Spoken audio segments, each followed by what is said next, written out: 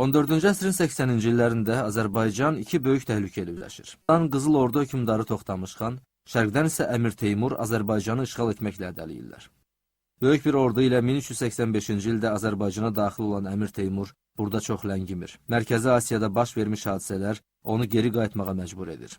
Teymurun qayıtmasını fürsət bilən Toxtamış xan həmin ildə 90 min nəfərlik qoşunla Dərbənddən Şirvana daxil olur və Təbrizə çatır. Şəhərin müdafiəsinə qalxan əhali 8 gün qəhrəmanlıqla müdafiə olunur. Vəziyyəti belə görən Toxtamış danışıqlar aparmaq məcburiyyətində qalır. Danışıqlar zamanı tərəflər arasında xərac vermək şərti ilə razılaşmaya inanan müdafiəçilər silahı yerə qoyurlar. Toxtamış xan hiləyə əl atır və qoşunlarını şəhərə yenilir. Arxayınlaşan əhali ciddi müqavimət göstərə bilmir və şəhər işğal olunur. Təbrizdən sonra Marağanı tutub qarət edən Toxtamış yenidən Təbrizə qayıdır. Burada qoşunu dəstələrə bölür. Bir dəstə Mərənd və Naxçıvan istiqamətində, digəri isə Əhər yolu ilə irəliləyir. Bu şəhərləri qətl qarət edəndən sonra Qarabağda birləşən dəstələr Qızıl Orduya qayıdırlar. Toxtamışın bu hücumu çoxlu qənimət və 200 min nəfərin əsir aparılması ilə nəticələnir. 1386-cı ildə daha ağır hadisələr baş verir. Baharda Əmir Teymurun hücumu başlayır. Teymurun 3 illik yürüşü adlanan bu səfərdə Təbriz tutulur, Cəlairi əmirlərinin əsas hissəsi Bağdada, bir qismi Əlincə qalasına gedir. Teymur payızda Naxçıvana hücum edir. Xalq Şeyx Həsənin başçılığı ilə mübarizəyə qalxır.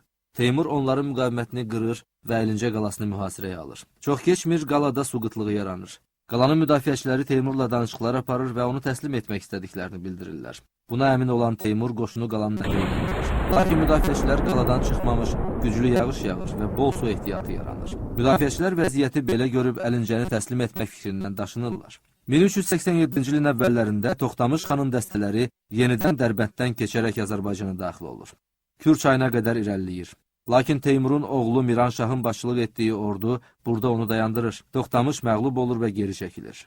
Həmin ildə Teymur Toxtamışın Buxara və Səmərqəndə hücumu ilə əlaqədar Azərbaycanı tərk edir. O, Azərbaycanın idarəsini qəddarlığı ilə xalq arasında Maranşah, yəni İlanlar şahı adlandırılan Miranşaha tapşırır. 1392-ci ildə Teymur ikinci dəfə Azərbaycana hücum edərək Təbrizə daxil olur. Əlincə qalasına çəkilmiş Cəlairi əmirləri Teymura tabe olmaqdan imtina edirlər. Qala Sultan Əhmədin oğlu Sultan Tahirin başçılığı ilə əvvəlcə Xacə Gövhər, sonra isə Əmir Altun tərəfindən müdafiə olunur. Müdafiəçilərin sayı 300 nəfər idi.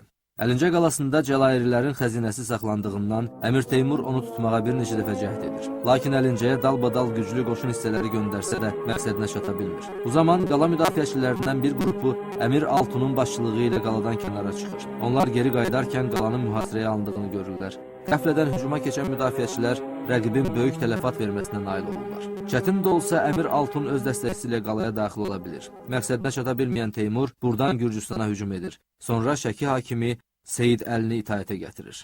1392-ci ildə Toxtamış yenidən Azərbaycana hücum edir. Buna cavab olaraq 1395-ci ildə Teymur Dərbənddən Qızıl Ordu üzərinə yürüş edir. Terik çayı sahilindəki döyüşdə rəqibinə güclü zərbə vurur və Səmərqəndə qayıdır.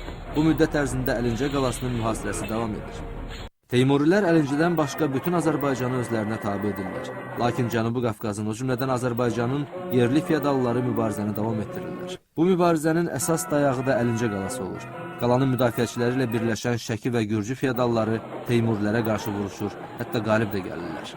Cənubi Qafqazda, o cümlədən Azərbaycanda baş verən hadisələrdən narahat olan Teymur 1399-cu ildə bu istiqamətdə yürüşə çıxır və Qarabağa gəlir.